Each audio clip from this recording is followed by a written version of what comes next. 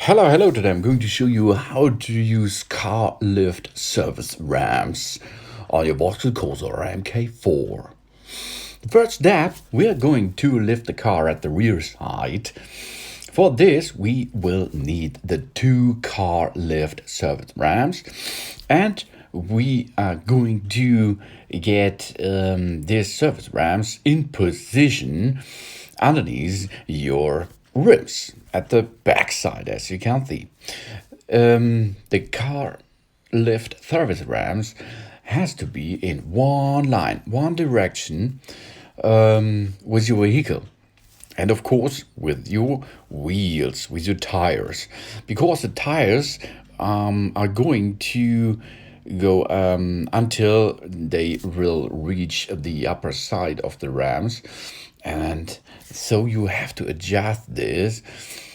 Because if you do not get this ramps into direct and one line direction with the vehicle, maybe your car will drop.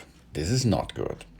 So next step is we have a seat at the driver's side. Now push the brake and the clutch, then start your engine, and of course you have to switch to the reverse gear. There it is. Pull, then release the handbrake, release the brake pedal, and then you have to give a little bit acceleration and remove a little bit the clutch. Then if you are going to enter the upper point at the rear side of the ramps, then we have to lock down the engine, pull the handbrake, and switch to gear number 1, and job's done. Now we are going to work under your car. But before this, we support our car at the front side rims with supporting wedges, as you can see. This is the last action to support your car, and then you're ready to get under your car at the rear side to have some garage to doing things under it. Here you can see now the car is lifted up, and it's enough space for you to work under it. So job's done. Now to get the car down to the ground again, remove the wedges first.